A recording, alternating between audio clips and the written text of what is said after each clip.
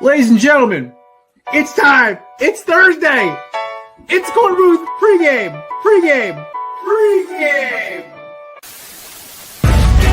No debate, cause it's off. I'm too official, got the drip, I got the sauce. Bring the proof when it's time to tell the truth. I'll be at the corner booth, find me in the corner booth, yeah. Still standing and defiant. Slay the competition, cause I'm walking like a giant. Bring the proof when it's time to tell the truth. I'll be at the corner booth, find me in the corner booth.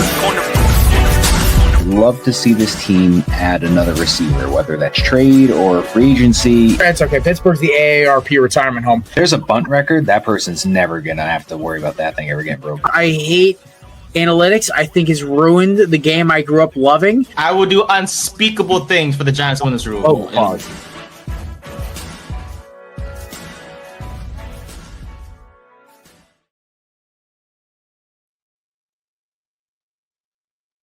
You know what's crazy about that introduction? It gets me every time. Nate thoroughly means that he will do anything in unspeakable things to get the Giants to win a Super Bowl. The unfortunate thing is I don't think there's enough things in the world for that to happen. So we're kind of left with just, the Giants just rebuilding. But ladies and gentlemen, welcome to the Korner Booth Podcast. It is episode 3, I believe 360, which is crazy to think about.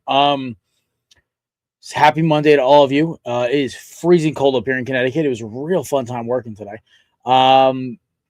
College football playoffs begin this week, which is just, I am so excited. We are also excited. We have one of our favorite guests coming on today. Erica Renee Davis is stopping by to talk a little college football, a little pro ball, a little gambling. It's just going to be a good time. And of course, somehow, some way, Matt made his deal with the devil again and has pulled ahead in our picks competition. He's now up on me by 4. I'm not happy about it. I had an okay week, but of course, Matt smoked me. It was bad. It was terrible. I'm so happy the Cowboys lost last night, but at the cost of Matt getting 2 extra points. So also me picking Army to lose to Navy was just, I wasn't a fun one losing by 1 point. But either way, joining us now, of course, my co-host. I guess a happy Jets fan because Steve Wilkes has been fired this morning. But ladies and gentlemen, Matt Ordazzo. I don't know. Happy Jets fan. Steve Wilkes is fired. We now go from the 7th pick to the 5th pick. John Cena retired, and I don't like the ending of the match, but that's a whole nother story. But yeah, I don't know, man. Jets lost, John Cena lost, so like childhood's gone, and the Jets are still there. Yeah, you know what? My childhood was gone when I watched Randy Johnson get inducted to the Hall of Fame, or when I'd say Michael Vick and D-Jack getting traded from the Eagles. That was kind of the nail in the coffin for me. Chip Kelly is on my shit list forever. By the way, if you haven't watched the 2510 pod with D-Jack and Shady, the episode where they just roast Chip Kelly for 3 hours, it is must-watch podcast, must-listen podcasting. Jason Peters' guest spot is maybe the funniest one. That's how awkward it is. Also, I apologize for me swaying side to side today for those of you watching. I fell off a truck about 4.5 feet up today, so I got a bruise the size of Texas on my knee right now and on my elbow. I'm alive. I'm kicking. No structural damage, just bruising and a lot of the beer helps. But other than that, I'm okay. Just keeping it moving. Just doesn't lock up. If it was 5 feet, 4.5 would be fine. Yeah, thanks, Matt. It was because a Spectrum mobile truck was about to back into our moving truck today, and I leaned off the gate to try to hey, dude, you got about 4 feet in. It's wet and slippery because it just snowed 3 inches in Connecticut, and whoop, drop. Thank God I know how to tuck and roll, but still hurt like hell. Yeah, so there it is. But you know what's awesome though, Matt? I'm excited. We got one of our favorite guests back. She is the host of Her Corner. That's her podcast. And, of course, she's for Fox Sports 1. She's a Georgia Bulldog and one of the funnest people to talk to when it comes to football and gambling and, of course, NASCAR betting, which we got a little education on last time. Ladies and gentlemen, Erica Renee Davis. I love the intro. Hi, guys. Are you able to hear me okay? Oh, yeah. We got you loud and clear. Okay, cool. My microphone setup is kind of weird now because our Christmas tree is here. So I got you. But happy holidays. Happy first day of Hanukkah. Oh, yeah. Happy college football round 1 week. Middle finger to Notre Dame. Middle finger to Ohio State. Thoughts and prayers Diego Pavia. What? Say what? Answer Diego Pavia. This weekend, I'm done with this bull. I'm really done with it. Okay, so here's the thing. I feel like people can be such purists when it comes to players with personality. Yeah, some guys come across as douchey, but I hate the duality that people like to paint on social media between Fernando Mendoza and Diego. Yeah, like they're two apples and oranges. They are like, yeah. What? I was gonna say sorry. The only point I was gonna say was I think Pavia is a dollar store Manziel. That's my problem. It's I've seen this shtick before, but Manziel won the Heisman. Manziel was a menace in the SEC. Pavia won a couple of games and had to sue the NCAA to get an extra year of eligibility. Oh, you're such a badass, dude. I'm so impressed. But it's like, and also the lying about his height thing was just my favorite. That was the cherry on top this weekend. I'm like, ain't no way this dude is 6 foot because Jordan Love is 6 foot. Right. He's like Kyler Murray saying he's 6'1" on his combine tape. I'm not buying it. And what's Kyler Murray? Let's give him 5'10" and a half. 5'7". Right. That's the one. That's the word on the street. I have buddies who are in Arizona. They have told me there is word he's 5'7", 5'8" max. So we're the same height when I have on heels. Okay, Kyler Murray, let me go try out for the Cardinals. But that's neither here nor there. Mm-hmm. My point about Diego is that, yes, he rubs people the wrong way, but I cannot say enough how much I hate the conversation when people like paint Fernando as this godlike, perfect person. And then Diego, because that's a slippery slope. That means that no one can have a personality if you don't do things the quote unquote right way. Let me tell you, as an SEC girly, there's always conversations on our message boards about players who do things the right way and players who wait their turn and players who say the right thing. It's like, dude, these kids can have personalities. And when you look at it from a broader marketing perspective, I bet Diego Pavia is really trying to set himself up for his next, chapter. Yeah. He's not going to play in the NFL most likely. If he does, he's just going to hold a clipboard for a couple of years, but he could have a career, maybe fighting in MMA or maybe being a wrestler. He's like the heel kind of character in your life. Yeah. And he really, I think, is being genius, leaning into that asshole douchey role because it's going to pay dividends for him in a career not in the NFL. Shout out to you. Interesting. It's interesting when you make that point because as soon as you said that, I immediately thought he would be a great bad guy in WWE. Yes. I'm thinking even just the same sport. Put him in the UFL. Like, market the hell out of it. Make him because what is he going to be in the NFL? He's going to be a 6th, 7th round draft. I usually nail it on quarterback evals, right? That's my one humble brag. Okay. I got him 6th or 7th round. Like the height bothers me. I've never been impressed with his arm strength, and his decision making is lackluster. He's an improviser, which is fine in college, but yeah. So like, put him in the UFL. Make him your superstar. Have him lead the St. Louis Battlehawks to a title or match DC Defenders. Like, do something like that. Be the superstar of that league. Yeah, and then do all the offseason branding that The Rock and his ex-wife will let you do because they want to brand that league. So go into the WWE. Have it as your fallback along with all the stuff on the side. Because Roger won't let you do that. But Miss Garcia and the rest of the UFL, they will. They'll be like, please bring in the branding. Bring it. So I'm not mad at him. I can't hate on the kid, but I am hating on Notre Dame. Was that picture real of Marcus Freeman? Did you guys see the picture on social media of Marcus Freeman allegedly on a plane going to Cancun? I don't know if you guys saw that or not. If you know what, so much shit these days is AI. So, but Nate, if you're in the background, you can find that picture for us. Yeah, Nate, our boy producer Nate can find it for us. Listen. Obviously, Erica, you know how I am loving the fact that we're the reason Notre Dame's not in the playoff. I'm doing a little Irish jig out of it, the whole 9 yards. The thing is, I look at this whole Notre Dame situation, and I was sympathetic because honestly, they had a right to be in over Alabama. They had a point. Listen, at the end of the day, Alabama moves the meter more. I'm not going to act like they don't. Okay. ESPN does run it, and the money does go to the SEC. The money trail is there. You can make that argument. At the same time, it's also Alabama played a tougher schedule. Notre Dame's biggest game was against us, and if you watched that game, it wasn't close until halfway through the third quarter. Yeah. Miami was kicking their ass up and down the field. Ruben Bain had an interception, right back for a touchdown. Carr looked out of sorts. Yes. Carson Beck looked lights out, and I was like doing my little happy dance. I was like, I'm about to prove so many people wrong about Carson Beck, and I'm still feeling that way a little bit right now. Let me tell you, like, we Georgia folks were watching that game, like watching your first few games with Carson. I was like, oh shit, maybe we were the problem. But then as the season progressed, we realized Carson is the problem. He had three bad games. Okay. Ever since the SMU loss, he's been lights out. And he's the most experienced quarterback in the playoff, which is kind of a nice thing to have in your pocket. Well, better than Tyler Van Dyke.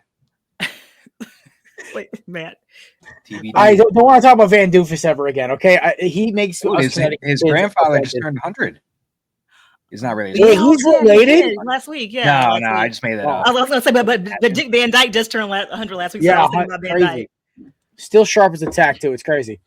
But I have to say this though, and again, I know anything that I say, people are going to listen to it and hear it through an SEC homer lens. But let's just be practical. Notre Dame's schedule left much to be desired. I just pulled it up. I mean, Miami, Texas A&M were their toughest games. They lost both of them. Of course, they've run the table since those losses. Purdue, Arkansas, Boise State, NC State, USC. Okay, I can kind of give you that. Boston College, Navy, Pitt, like the kids say, Syracuse and Stanford. Honestly, from a practicality perspective and a strength of schedule perspective, Notre Dame cannot think that they deserve to be in. And if you want to talk about Bama, I hate Bama, but from just a strictly strength of schedule perspective, Notre Dame should not have been in. And it's also interesting from a betting perspective because their odds to make it in right up until, let's say, the night before the final selection Sunday, I think they were like minus 10,000 to make it into the CFP. So everybody thought they were in. It sucks for them. I think they should have played in their, whatever bowl game they would have gotten. Pop-Tarts Bowl. The Pop-Tarts Bowl was kind of fun. Amazing. I had even though my team lost and we pulled our quarterback at halftime. God bless you, Cam Ward. I loved every minute of it. It was so much fun. And I got to watch a lot of like great prospects. Like a lot of those receivers from Iowa State are now in the league.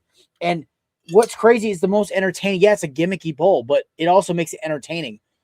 The elitism that Notre Dame's like trying to stomp on when they haven't won a championship since the Reagan administration. 1980. Yeah, you haven't won anything. Your schedule sucks.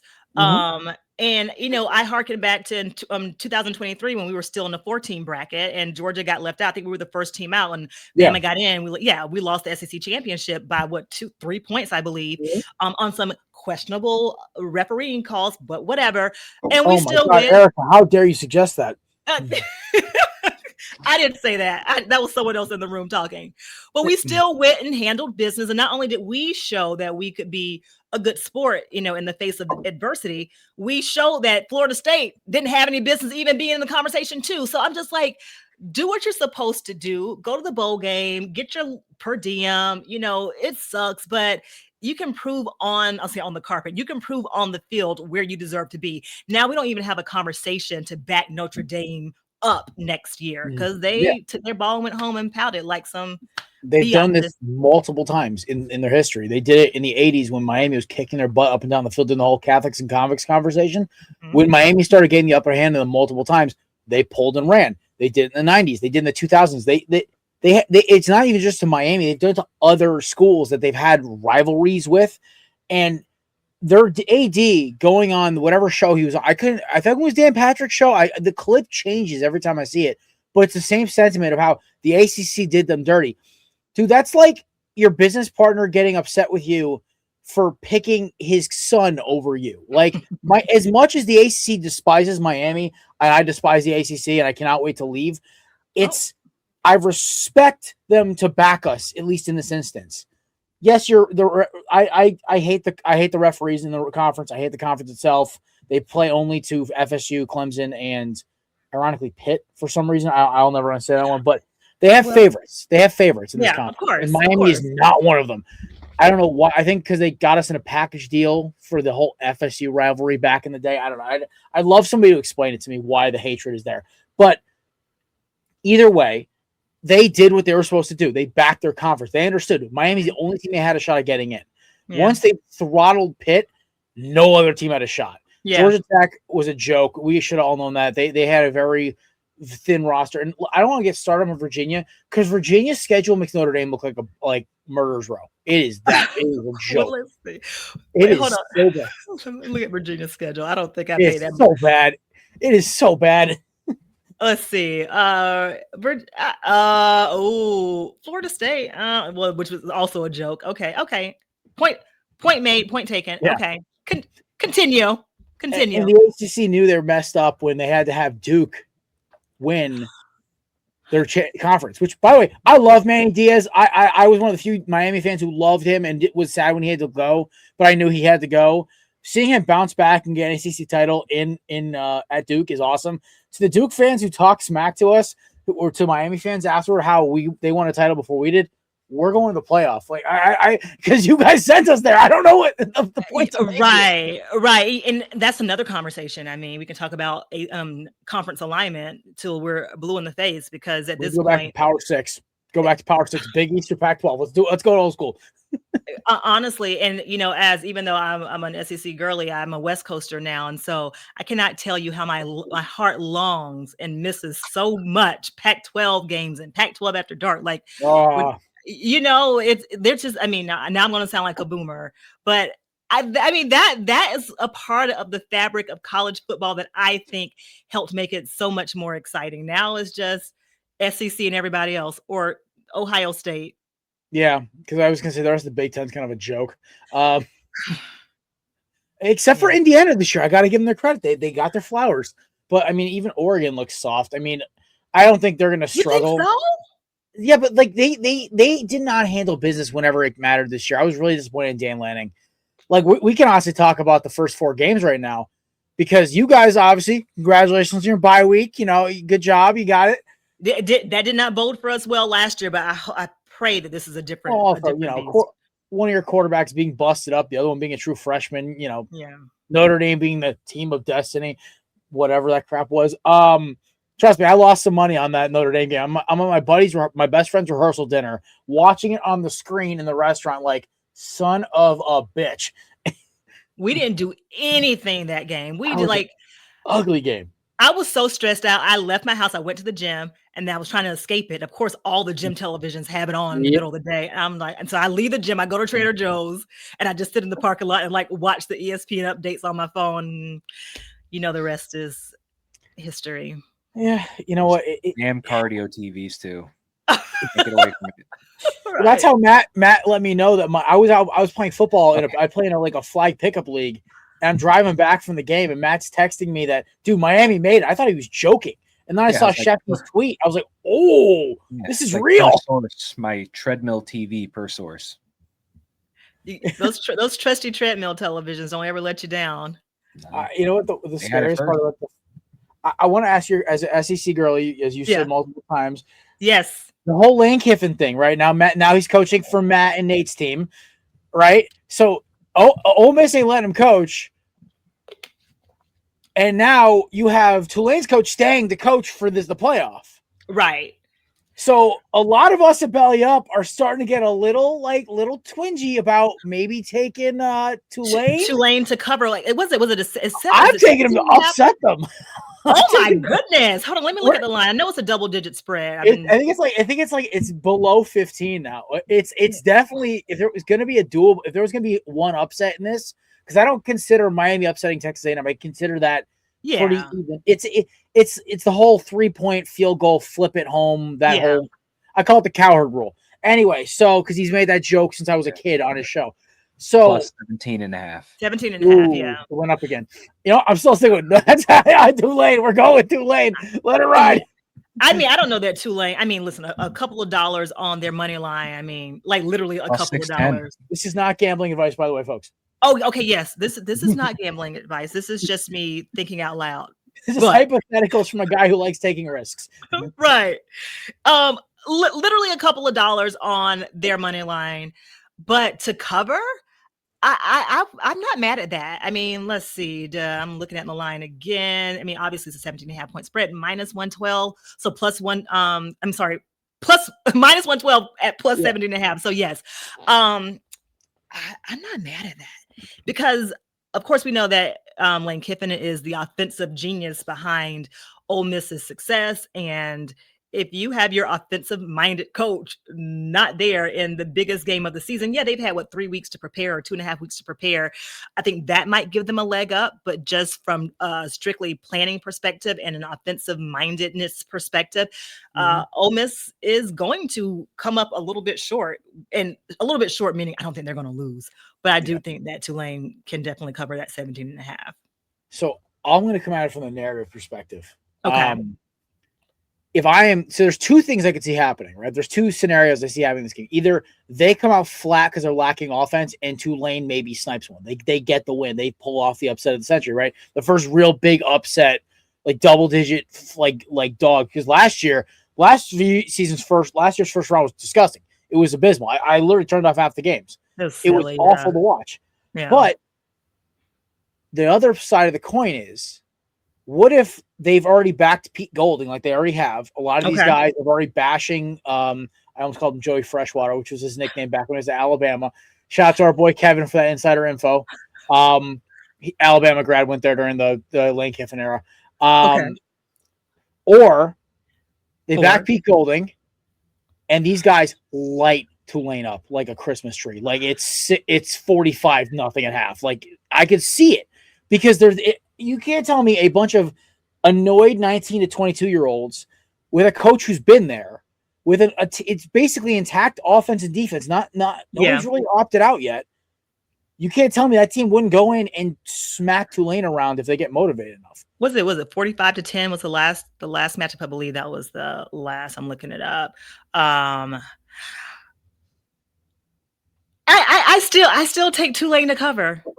That's the realistic. I could also see it happening where they could just smack the daylights out of it. Because again, this is just complete conjecture, but you've seen the social media, the TikToks of some of the guys from Ole Miss. Maybe they aren't like the one or two guys, but like some of the bench warmers making TikToks, making jokes about how Lane bounced on the team. So if you have players doing that in the wake of his bouncing for LSU, then I would imagine that maybe morale is not low, but it's probably not as hype as it would have been had he stayed. I don't know. I don't see them coming out playing some all world beaters ball. I just, in the back of my mind, because we were talking about the possibly upsetting them or even covering at the least, right? And I'm thinking to myself, like, knowing my luck in gambling, this is a total possibility where they do cover and they smack the daylights out of them. But then again, I'm just such a pessimist when it comes to my gambling luck, so I just lay it. I just kind of let that one out there. The one I'm not going to put any money on, except maybe to put a bigger money line or a bigger spread, is Oregon JMU. Oh, dude, what is that? That was 20. Is it 21.5? It should be higher now. It should be at least 21.5. Yeah, and I have friends who went to JMU. And I'm so happy for them. It's so cool, right? But this is not March Madness. There is a difference between FCS ball and D1 group Power 4. Like, there's a big difference, and this is going to get ugly. There is, but the only thing that I can say, if Dan Lanning and company get done and see what they need to see in that first half, there's no reason to play your ones or your two and a halves after, let's say, 8 minutes into the third. And when that, when you start pulling those guys, then that leaves the door open for a backdoor cover. And that is why I'm like, 21.5, like that's a lot of points, even for a team that really should not be there. That's still, it's still a lot of points. Should have been BYU, if we're being honest. Yeah, right. So yeah, obviously Oregon's going to stomp the hell out of James Madison. Kudos to James Madison for doing what you had to do, being in the right place, the right time. You can't help that you got in based on how the system is set. But with all that in mind, I could totally see Lanning pulling. Because who would Oregon play next? Whoever they play next is going to be the first real game. So why risk injury, especially after all the injuries we've seen this season, after all the injuries we saw over the past weekend in the NFL? Like, no one wants to risk that. I remember even thinking when Jaden Daniels got injured the first time this year. Was it the first time this year? It was the elbow, right? Yeah, Crazy like he boy. should not have been in that game. I know I'm jumping from college to NFL, but the point still stands that at a certain point you just got to pull your ones. And Dan Lanning, thank you for Texas Tech. Yeah, like they're gonna run up the scoreboard, maybe 27-3 the first half. Play your ones, half of the third quarter, pull them, giving James Madison an opportunity to get some burn and get that backdoor cover. This is not betting advice. This is just me thinking out loud. Yeah. This is us airing out what we think could happen, us throwing out hypotheticals. This is not gambling advice. I'll say this for the 5 billionth time. But I love our bracket because it's all storylines. Obviously, the Miami, Texas A&M, whatever, the two teams that beat Notre Dame. Cool. Right. But next is the rematch of, want to talk about corrupt calls, the 2003 Fiesta Bowl. And then, bear with me, barring things happen the way they should, Carson Beck's rematch with Georgia. Okay, hold up. We got to take it back to round one. So you think you guys are going to get past A&M? Here's the thing. Miami has been slept on all year. They've been in playoff mode since they lost to SMU, where they only lost because of probably the worst officiating I've ever seen in the second half. Okay. And honestly, they took one. They took one on the shins on the road. Okay. The Louisville game literally came down to if Beck gets that ball a quarter second out earlier, they score and we win and there's no issues. So it wasn't like we lost either game by less than a possession. Like both times we drove down the field and were in a chance to score. It just didn't happen. Both Louisville and SMU are both solid teams. Whatever you want to say about Brom and how he coached Louisville in the second half of the season, I will give you that. But SMU and Rhett Lashley, as much as they are a bunch of Miami wannabes, they have a good team. So, okay, A&M to me, the way they're almost one, it's not at night, so the home field advantage is not gone, but it's not. I'm not like quaking in my boots to see Beck and the boys slice it up at noon, right? Or their time, 10 a.m. That's amazing to me. The CFP did us such a favor by this. And the second one, I don't even know the guy's name, the guard or tackle from A&M calling out Ruben Bain. Dude, my boy's a psycho. I don't know, Erica, if you saw the photo of his notebook the day before the Notre Dame game. Nate, can you pull it up? The photo of Ruben Bain, it's been going viral, but like he posted a picture of his notebook from class. It was all F Notre Dame, this, screw the Irish, that. Like it was like it written in like psychopath lettering. Like dude's unhinged a little bit. He wears a knee brace on his elbow. And what's even crazier about it is like he's projected to be a top 3 draft pick for a reason. This dude has Brandon Graham's craftiness and body type with JJ Watt's freak athleticism. Okay. And he can play a 4 technique or 5 technique edge rusher. He's one. I mean, now. I mean, listen. Oh, I know. Listen. I exaggerate a little bit? Yes. Yeah. Do I think this is some crazy stuff? Like who posts this on their social? That's great. I love it. This dude's bled Miami. He could have transferred out multiple times. He could have gone to the draft. He stayed. This guy's from Miami Central High School. He is a true hurricane. He's a true hurricane. This dude also got called out by some, I'm not going to say nobody lineman on A&M, but dude basically dismissed him like he was just another edge rusher.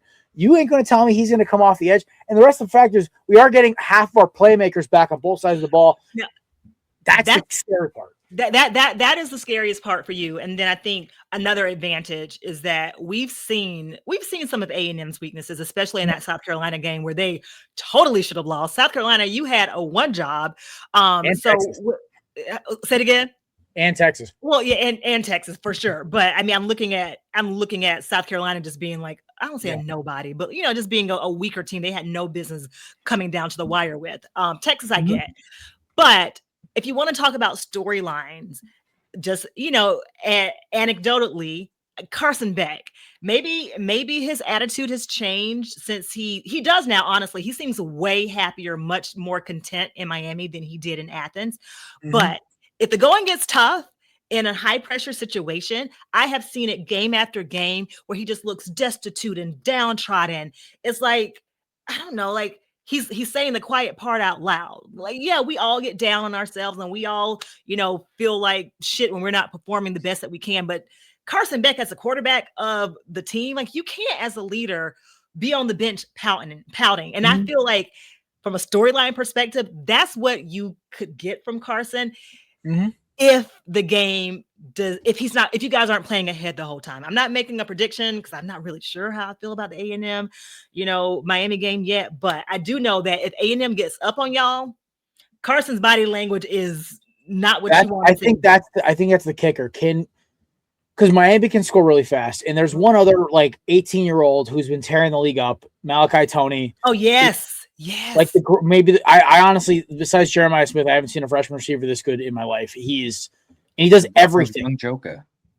Yeah, brother of maybe the biggest failed Giants first round pick in a while, which is hilarious that they're the same brother, that they're from the same gene pool, because Kadarius Toney Nate's just shaking his head in the background. But Kadarius Toney, to me, Scott, who's coming back off injury, our best defensive player, is coming in our secondary. The young secondary for Miami, I think, is the big key, because with that pass rush with Mesidor and Bain, and then you go into the backside with the kid from Wisconsin who was the center of that whole scandal lawsuit and everything else, but also Scott and Powell and a bunch of these guys who have just been playing out of their minds this year. You combine all that with the fact that if they can get the ball rolling with they found this new backfield with Fletcher,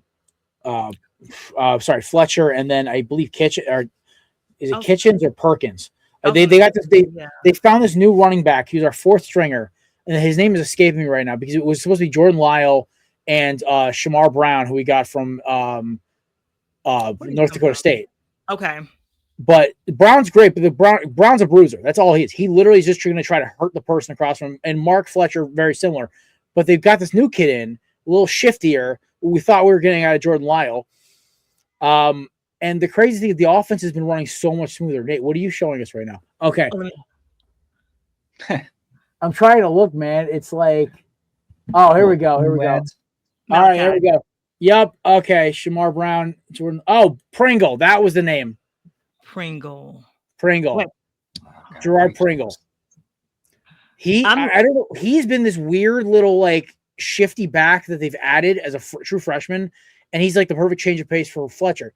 And my whole point to this whole thing is Miami has found this great balance to be able to utilize the run game, utilize the explosive plays with Toney. And the biggest key is Carson Beck's security blanket is now healthy, CJ Daniels. Okay. And on top of that, Morin, who is maybe one of the fastest humans I've ever seen in my life out of BYU, that's a healthy offense. That's all. There's no injuries.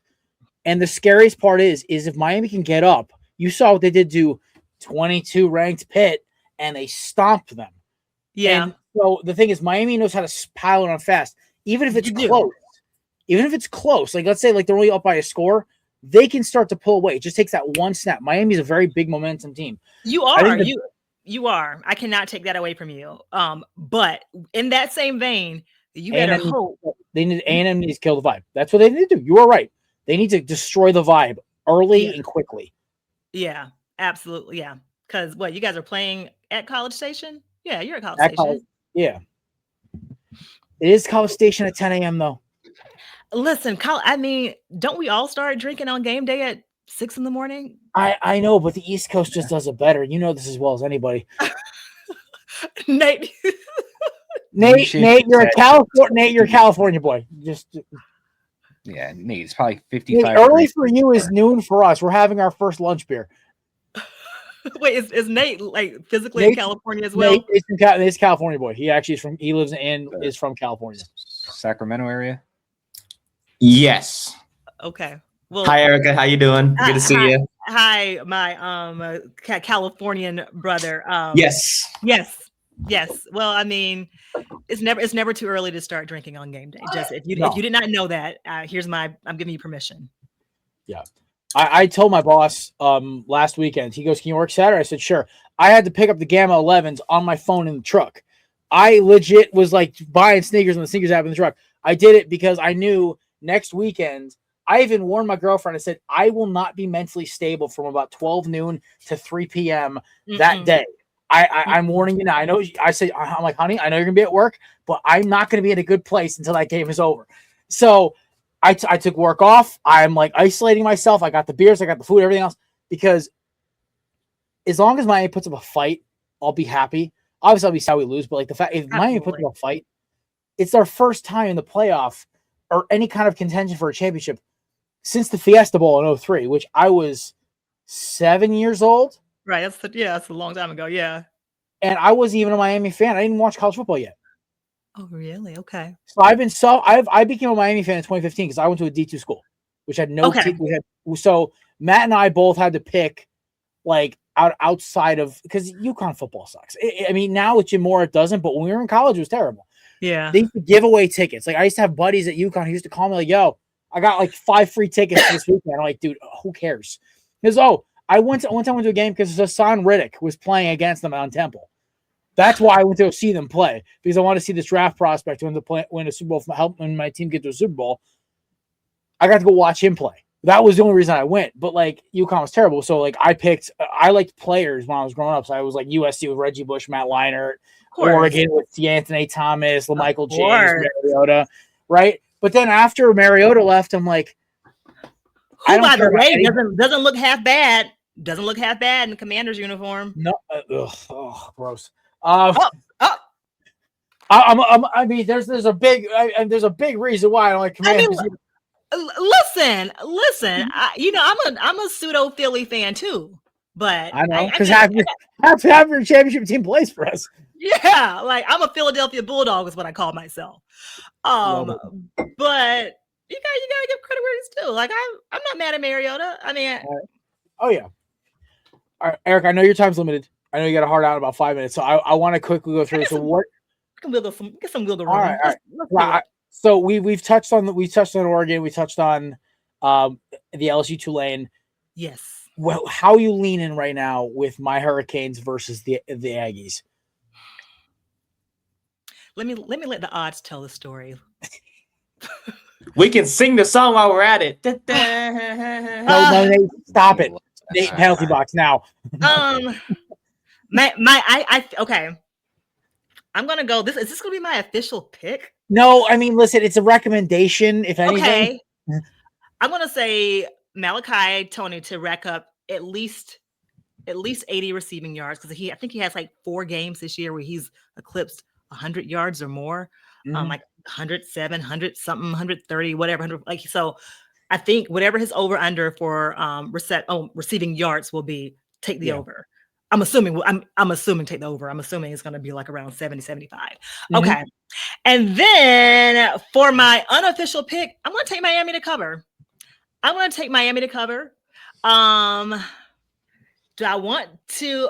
Okay. And to be super, super spicy, I would throw a couple of bucks on Miami money line. That's not a confident money line pick. That would be like a half a unit. So right now my whole thing is our imaginary bankroll start off at 1,000. Our units are $10. Our imaginary unit, half a unit is $5. I would throw $5 on Miami money line. Why not? But definitely to cover. Plus 135, spreads plus 3.5 Miami. And then you were saying Malachi Tony's receiving line 79.5. Okay, so I was close. Okay, so that was pretty accurate. Oh, you'll love this. Quick, really quick side story. I did a 7-8 leg parlay yesterday because same game, because I was bored. For the Commanders for Eagles Raiders, I hit 7 out of 8 on the line. What'd you pick? What was it? AJ Brown, aka my Pookie Bear, anytime touchdown. You had Saquon anytime touchdown. Saquon plus 40 rushing yards. Devontae Smith plus 40 receiving yards. Jalen Hurts plus 175, which he hit on the nose. And then Kenny Pickett, 1 interception. All I needed, an Eagles money line. All I needed was AJ Brown plus 75 receiving yards. Oh, what did he have? 49. Damn. What they were double covering him the entire game. Yeah, I mean from a game perspective, Dallas Goedert was just getting every good ball yesterday. He was. I was like, okay. What were the odds on that? Like, it was like I think it was like, if I threw on $3 on it, payout was like 130.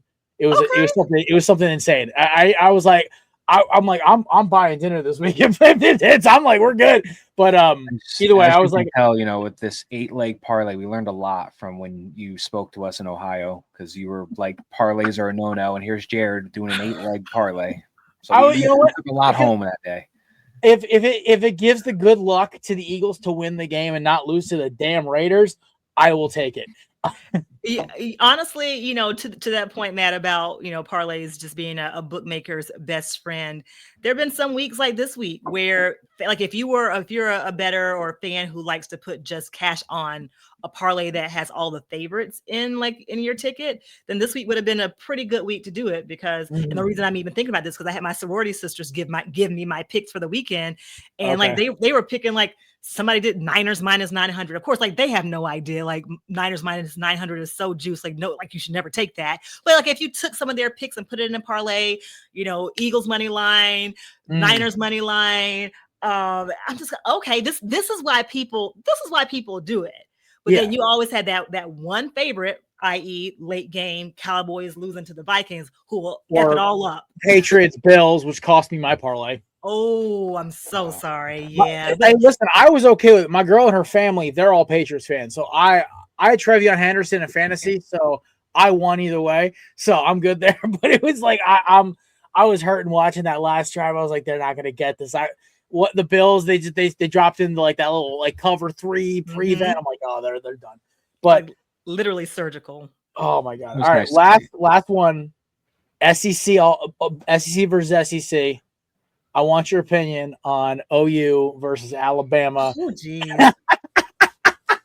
No, listen, I understand, because if I asked you just about, I obviously know you want Georgia to win, and you're very positive about Georgia. I think they're honestly gun to my head, they're probably my favorite to win. I have them over Ohio State.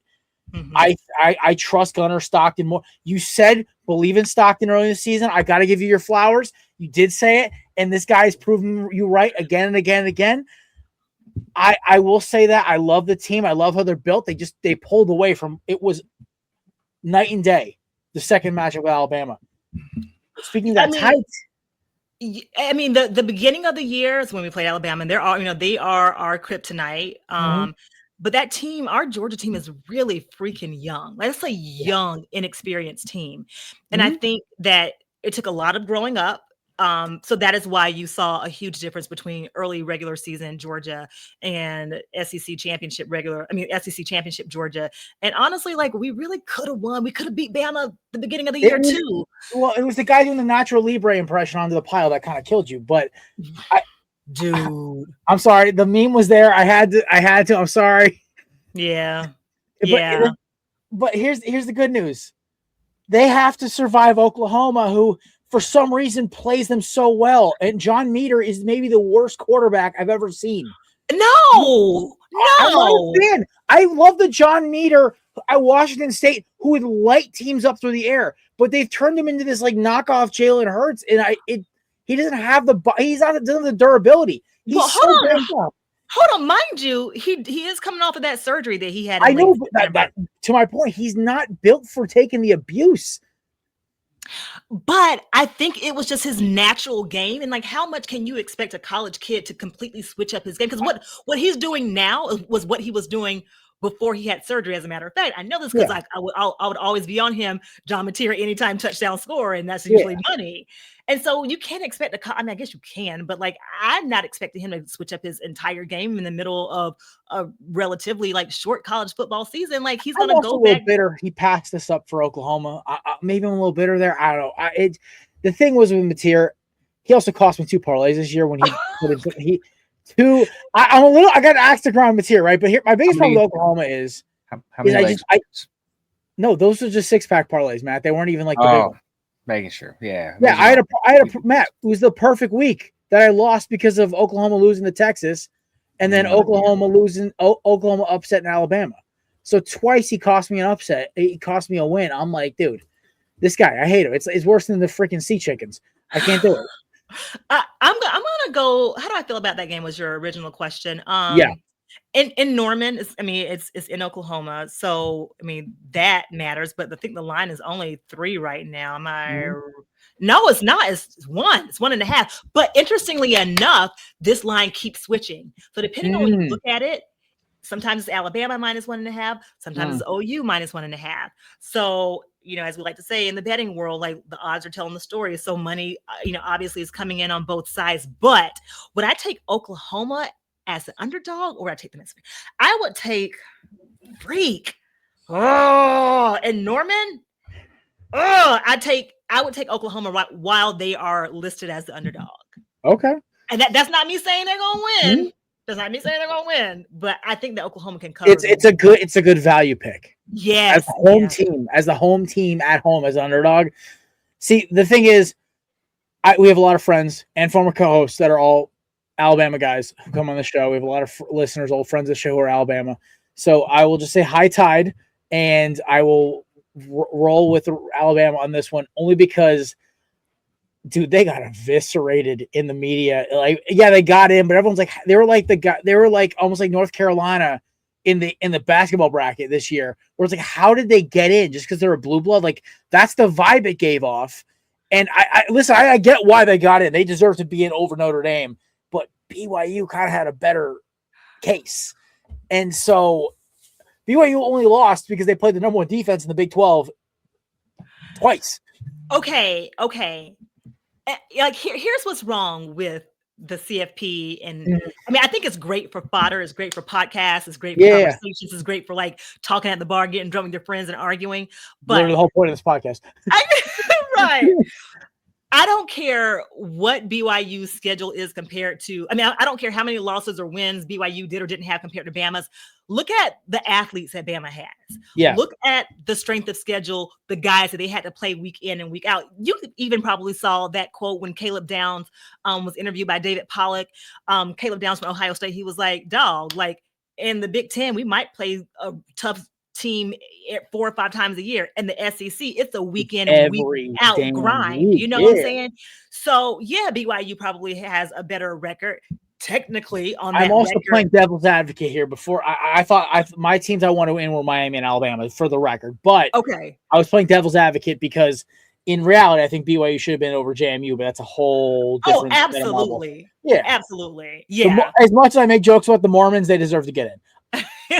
And they have a great dance team. As a dancer myself, BYU's Cougarettes, like they are off the chain. Do we say off the chain? Also, their mascot is a absolute beast. Yeah. So, but they're sitting at home watching us talk right now during the first round week of CFP. Oof. I got about good 5 years until I give any sort of sympathy to BYU. He's the Zach Wilson. He is Jetson Zach Wilson. He's well, not after they produce that nice little throw in the combine. It's USC just got off my shit list after the Darnold thing, even though he's doing well now. But BYU's gonna be there for a while. Yeah. Life of a Jets fan, hating a college for the player they produce. Yeah, we're gonna get Mendoza and then we're gonna ruin him. Yeah, but it'll be fun before that happens. The lead up will be great. I have your solution. You take Diego Pavia for the memes. Oh my god! I mean, listen. I honestly, I feel like Diego Pavia is the kind of guy who could probably win you some games in the NFL on grit and being a douchebag alone. Yeah, he's Taylor Heineke, just 3 inches shorter. Thank you. My bold little Pavia take right now is I could see Kansas City taking a flyer on him with Mahomes probably missing the start of next season. Yeah, they said he's done till October at least. There's no way that apparently the ACL went done. It's shredded. Veterans, he could beat the veteran. Maybe starts the first 8 weeks. Maybe that'll be interesting. I don't want him. I'm just trying to make an idea for somebody else. Put him somewhere else, right? All right. Eric, I know you got to go, but listen, Georgia Bulldogs, just last final statement about your dogs. How are we feeling? Give us a case for them. Can you see this? Oh, yeah. We can. And I'm sitting next to my Christmas tree. Can you see this one? Yep. Okay. There's the case. Yeah. Ladies and gentlemen, you heard here first. Georgia Bulldogs about to get Erica her 3rd ornament for a Christmas tree. Erica, thank you so much for coming on. Team up destiny this year. I know we didn't even talk any NFL. We talked so much college football. Not now. I got to come back during playoffs and talk NFL. You didn't realize this is our strategy by now. We have you. We like keep one topic just off, so you have to keep coming back. You're I like missing that a strategy. you're missing a purple 2019 ornament. I am going to New Orleans this weekend. I can get you one if you need one for the tree. Little Wait, a LSU. 2019 ornament for. Him and 2020 Nate are LSU LSU. fans. You know, you need a little purple on the tree. Listen, there's no purple on this tree, honey. It's red and black. And How and- about purple, the yellow only and purple- blue for Cal? No, she doesn't No, want stop Cal. it, Nate. Oh, okay, But fine. Fernando, he was a Cal guy until he jumped ship. No, thank you. Red and All black right. over here. Host of Her Corner Show and, of course, of Fox Sports, our friend Erica Renee Davis. Erica, thank you so much. Happy holidays to you and your family, and we can't wait to talk to you again soon. See you during playoffs, guys. Happy All right, college football bowl season. Go Dogs, Erica. Go Go Dogs. Dogs! Pick up. Go Dogs. Go Dogs. We love having her on. She's the best. Always fun. And she always, you know what? I love having her on because she always will match our energy the entire show. That was 50 minutes of nonstop, and she's went for it. But now it's time for my time. It's my time now, boys.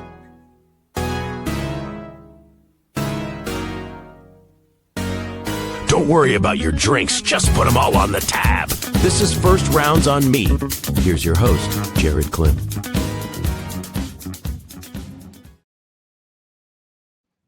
What the weirdest part is that it's like the creepiest sounding intro, but Nate did such a good job and I'm not even mad. It's just like it sounds so weird. So my rant today is about SGA, my favorite shooting guard in the NBA. Oh God. God, I can't stand Point him. guard technically, but fair enough. Loser, wiener, whatever. I don't care. Manufactured villain of the NBA. They wanted to take off Steph Curry. By the way, Steph Curry, because of the whole thing with his wife, has now become a sympathetic figure, and I actually kind of love it for his redemption arc. By the way, Same. shout out to Steph Curry for rocking some Anthony Edwards shoes when he was playing Anthony Edwards. Those look good. Those are clean. He and showed up wearing the Lucas. Adidas KG and the Nike KGs, by the way. Nike, retro those joints, please. I will say I- his and Luca's shoes are two of my favorites so far that I wish I could have one day. I have the AE1 Minnesota Night lows. I love them. They're very comfortable. Very stiff, but I kind of like the silicone TPU on them. Yeah. I have 2 points today. One's about sneakers, and one is about basketball. I watched a video of the Thunder. One was Chet Holmgren, or one of the other weenies on the roster, getting flopping because Rudy Gobert brushed a hand by his face. The other was a compilation of SGA jumping into people and hitting people. Dude, I thought the MLB was screwed because of their lockout, but they might survive because the NBA is trying to out-stupid them. Shout out to Wembanyama and the Spurs, who went from being villains when they were under Pop to being actually like heroes, like Minnesota, San Antonio, Denver. Dude, everyone hates Denver. No, not as much as we hate Oklahoma City. You honestly have to start even Boston, right? With JT, his corny ass, and Jaylen Brown, Mr. Disappearing Hairline. They're becoming sympathetic because the NBA has created the ultimate villain that has the refs in their pocket, that flops, plays overly aggressive defense, and gets away with it. It's the perfect storm. I just want to say the NBA really messed up. Because now, if the Thunder because the Thunder could get a top 5 pick because the Clippers are so stupid and so bad that they could get a top 5 pick in one of the most loaded draft classes of all time this upcoming year, on top of the roster they have now. And they have 2 losses now or 1 loss? And it's 2 or 1, Nate. It's 2 losses? Okay, they finally lost another game. They don't even have their second best player back yet. Jalen. Jada? Oh, he's back. He was back. Jalen Williams? Yeah. Okay, so fine. They finally have Jalen Williams back. Mr. Flop himself, Canada Flop, and the string bean, Chet Holmgren, all on one roster. All right. Like, the thing is, at the end of the day, like, the NBA has a problem. If they win another title, this is going to be more annoying than the Dodgers. Because at least in the MLB, it just takes a bad pitch or two.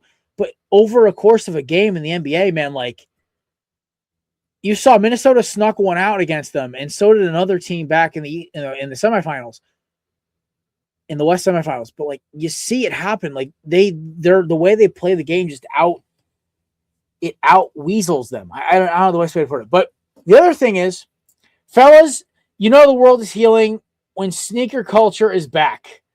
So this weekend, I made a joke about while Eric was here. I was lucky enough to grab a pair of the Air Jordan 11 Gamma Blues. Shout out to my grandmother. That's my Christmas gift that she bought for me. Can't wear them till Christmas Eve, but I'm okay with that. For those of you who don't know, those were my favorite sneakers growing up, and I had to sell them for gas money my junior year of college. Matt was hanging out with me the day after, and I was a very upset boy that day. They were also half a size too small for me. No, 2 sizes too small for me. So honestly, like it was doing myself a favor. Either way, I enjoyed it. The sneakers app is still crazy, but I saw the photos of lines going around the door for the Gammas. And I was like, you know what? We're back. Sneaker culture is back. The whole Yeezy BS, the whole New Balance dad shoe, it's dying. Sneaker culture is back. I love it. I love the Jordan hype is back. Like, we had 3 great releases in 3 weeks. 4, actually. We had the Ken Griffey Jr. with the OG Seattle colorway. We had the Black Cat 4s, which for some reason the Gen Zers love the 4s. We had the Foamposite Pearls. Shout out to He Got Game. And of course the Gamma 11s. And next year we get the Space Jam 11s again, and we get the Bread 4s coming out mid, and the True Blue 3s, which I might have to rebuy a pair. I love it. Sneaker culture is back, which means the world is healing. Resellers are making money again. Even though I hate them, but it's a necessary evil in the world. So that's it for my rants. Ready to talk some football, boys? Always ready. Sir, yes, sir. All right, Nate, let's show off those standings. I was gonna say, I thought you were going to me to talk about the Giants. Thank God you did not. But here are your standings, boss. Matt 67. Excellent week, Matt. I tell you, excellent. 6-7. Oh God. Okay. But Jared at 63. Me at 60. Nate, you're tempting me today with that 6-7. Well, it is true, man. That's 67. I know. Well, watch. If you go 4-3 this week, I'll say 6-7 for you too. I might actually intentionally try to lose a game at that point. 6-7 for us all. Indeed. But yeah, Matt, excellent week. Then the upset with Minnesota over Dallas was an excellent choice. And it's the reason why you got 2 extra points for sure. That was me. That game helped me, but also bit me in the ass. Indeed. Yeah. I don't know why my dumb ass chose the Chiefs, but here we are. I could have warned you. Oh, must-win game. I can understand. You did. Yes, you did. I did. I said, listen, like the refs don't, the league doesn't have their back anymore. They've punted on the Chiefs this year. I will say, shout out to Army Navy. That was a fun game to watch highlights of. I was so upset. I know, but it was fun. I took Kate to the dinner, and she goes, "What's the score of the game?" And I look, and I'm like, "Oh, okay, Army's still winning," and I'm like, "Great." And I leave the restaurant. She goes her way. I go mine. I'm starting to drive back to the house. I'm like, I check the score. I'm like, shit. I'm like, and there it goes. Oh my Lord. You know what the problem is? It's like I with option teams, 16 points is maybe sometimes all you're gonna get, man. It's not good. I feel bad for the receivers. They don't get targets, bro. Dude, what that's gotta be the worst place to play. It's kind of like playing quarterback in Michigan in NCAA 25, like as a superstar mode. Oh, just hand the ball off. Oh, hand the ball off. Oh, you get an option read. Cool. Hand the ball off. I just wonder, like, if you're a 5-star receiver and you commit to Navy or Army, like, why would you do so? You know what I'm saying? I don't think that'd ever be a problem. I think the highest recruit they ever got was maybe a 1-star. Ooh, so I could have made it if I was healthy. I'd be a sick option quarterback. I just take off with that mother effer. I had negative stars. You'd be throwing that thing in 4th gear. Yes, sir, baby. Happy feet into the end zone. Touchdown. Yeah, right. Hey, I'm just saying my high school stats, bro. 1 interception, 2 carries for 12 yards. There you go. 6 yards a carry. 0 sacks allowed. 15 tackles for a loss. What I'm talking about, boss. Over 4 years. I did. I went down different routes in high school. I did cross country and I did lacrosse and I did volleyball towards college time.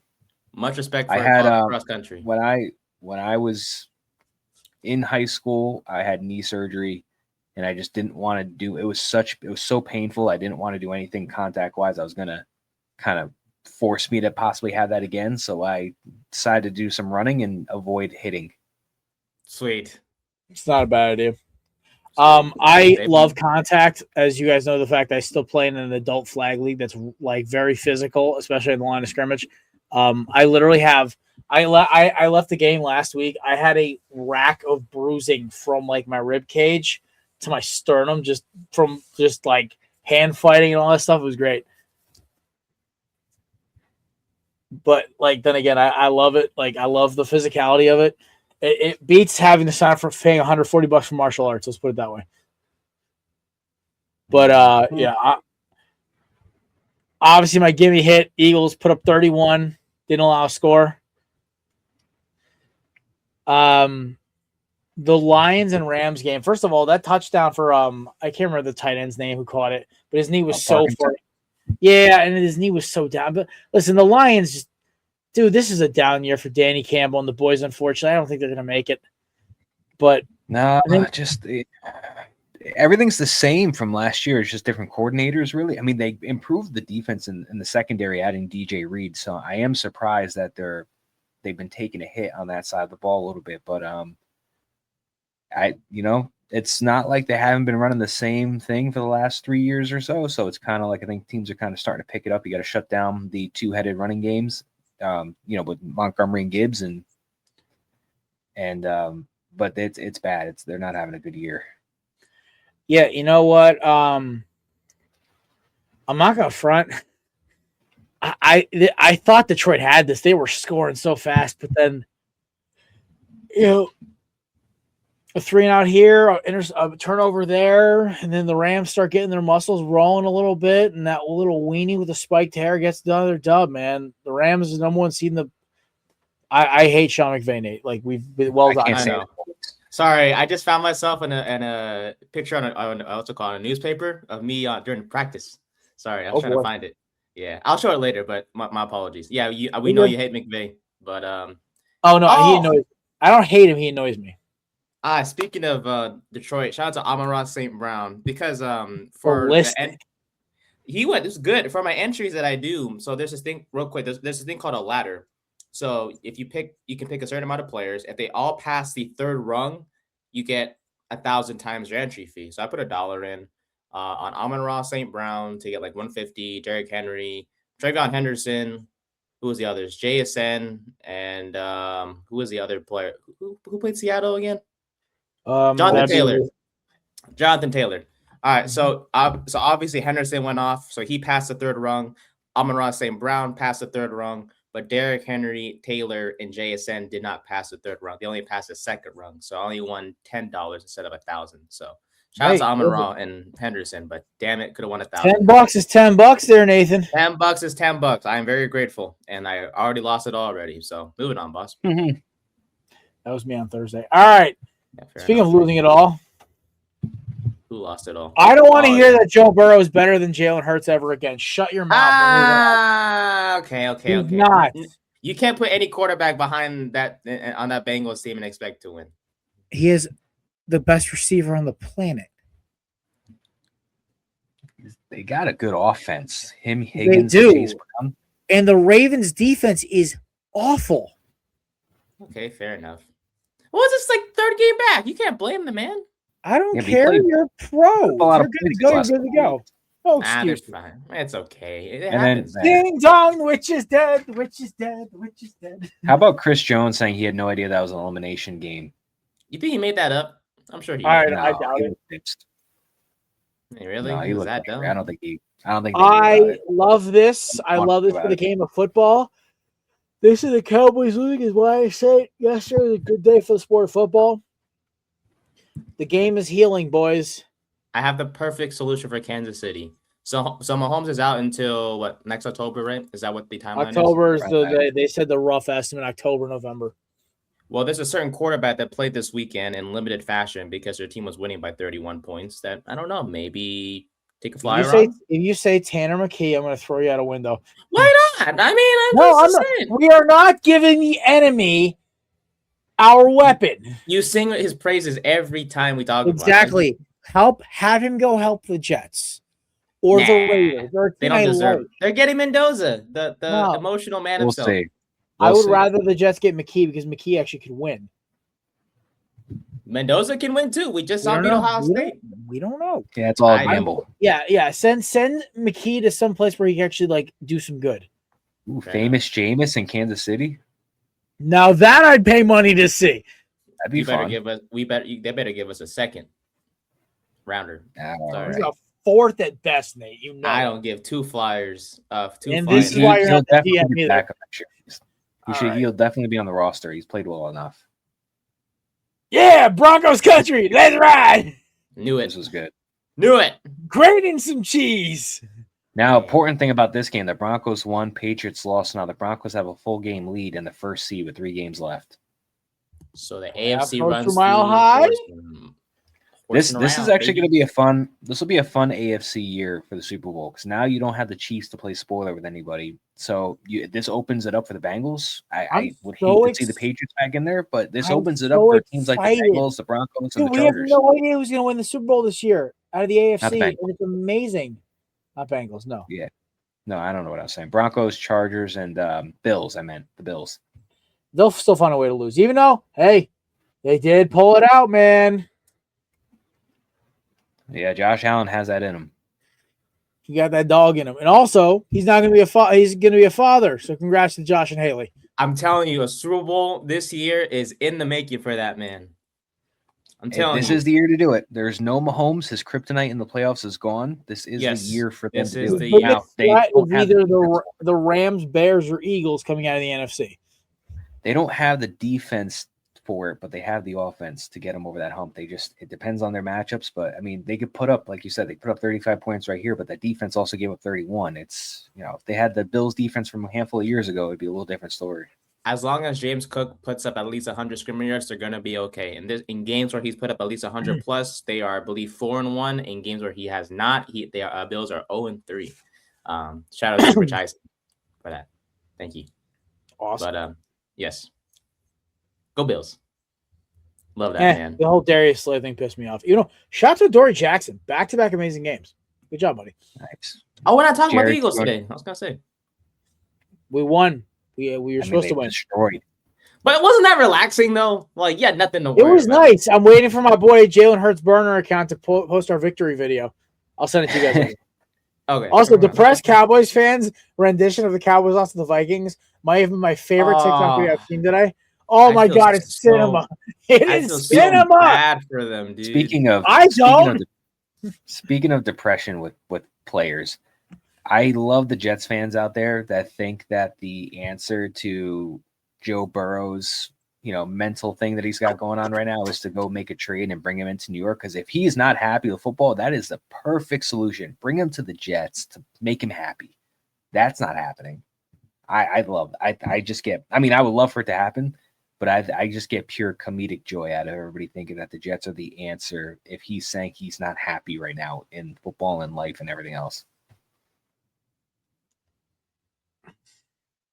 I love my fan base sometimes. I'm just watching all that like, come on, guys, come on. That's great. Now, listen, I love your realism with this. All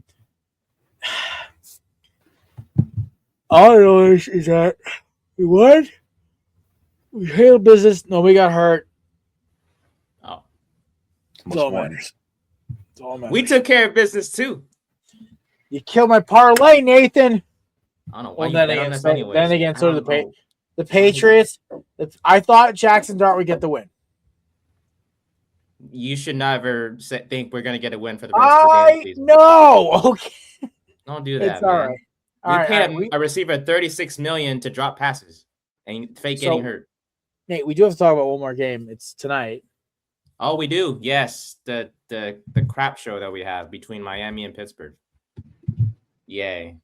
Don't know why we want to talk about it, but whatever you say, boss. Oh, it doesn't have to be long. I'm glad it's not. But I will say both have rough defenses.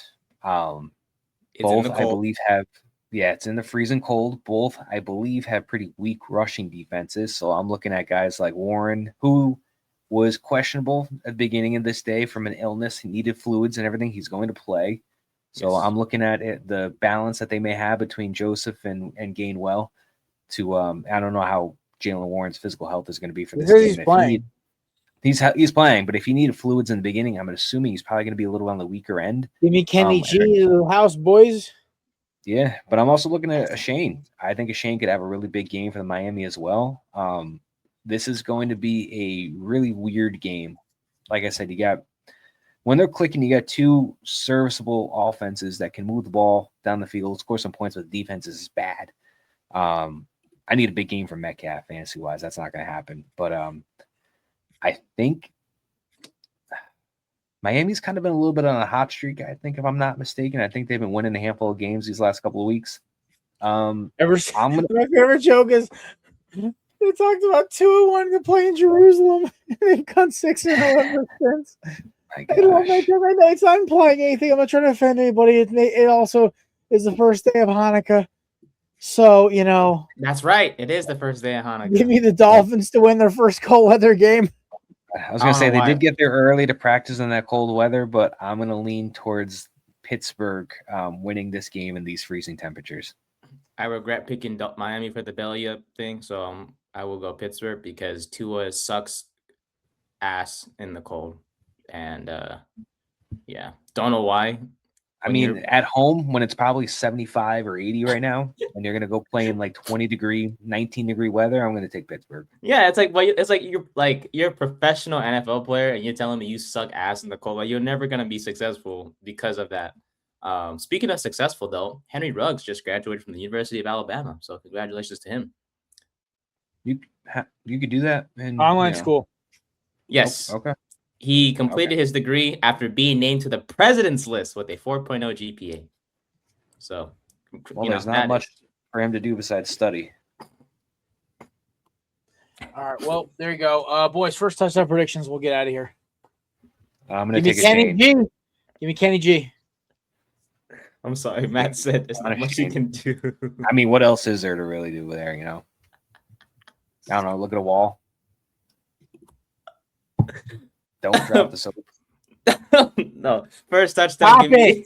Matt, penalty box now. No, come on. It's fine. That was a good joke. Give me Darren Waller to score the first tutty. I don't know. I don't like him still. I think he's trash, but somehow he's turning around in Miami. Why? Because he didn't work in your team? No, we used him wrong. He just sucked. And then I guess he gave up on us at one point. I would too. Oh, well, thanks. You know who didn't give up, though, back in the day? This guy. Look at this feller. See that fella on the far left? That's me. This was a summer practice. This was summer practice. That's my coach. What's up, Coach? Coach Richmond. But, that was me. I was trying to find the picture of me in pads. But one of those days I'll pull it up. But little wing back, running back and cornerback as I played back in the day. But yeah, sorry, where are we? Matt was supposed to make his first touchdown pick before he made the joke. Oh, I've got the Devon Shane. Oh, A-Chain. Yeah, I like that guy. He's fat. Oh, boys, for the first time all season, I went clean sweep in fantasy. I won all 3 games. I don't know if I should. I eviscerated Nate by almost 100. I don't want to talk to you, I need man. 32 from Metcalf, and that's not happening. I knocked me out of the playoffs, and then in the loser's bracket, I smoke him by 100. I don't even care no more. I'm already at the playoffs. I didn't even set a lineup. Oh, well, I don't know if I did. I changed out Phillips for Will Anderson because I was bored. Wow. I didn't give 2 fudges once he took me out. Hey, listen, I am in the semi. I'm going to the finals in my family league. Oh, for family league. I was like, I'm excited because it's just, return to the king, boys. I get to assert my dominance. I should just retire from fantasy. All the leagues I'm in, you say that every year, but then you come back to it. All right, boys and girls, that is the Korner Booth Podcast. Shout out to our sponsors, of course, Righteous Felon, official sponsor of all of Nate Shenanigans. Promo code BELLYUP for 15% off. You, of course, have our friends at Candidates, official sponsor of the Six Pack, and Belly Up Sports and Korner Booth Podcast, official sponsor. Official promo code is BELLYUP20 for 20% off your first checkout. And, of course, our friends at SeatGeek, Promo code BELLYUPSPORTS for $20 off your first initial purchase. Some restrictions may apply. Make sure it is your first use of that promo code with that email. They do check that. That being said, boys and girls, shout out to our sponsor, sponsor. Shout out to our guest today, Miss Erica Renee Davis. She was amazing today, as always. We'll have her back closer to the NFL playoffs. It's going to be a good time. I'm looking forward to it. We were actually able to get her in here before college football playoffs started, which is kind of my goal. And we're going to get her hopefully in again before NFL playoffs start kicking in a few weeks. That being said, boys, enjoy the week. We'll see you Thursday for our college football playoff kickoff show. I'm so excited.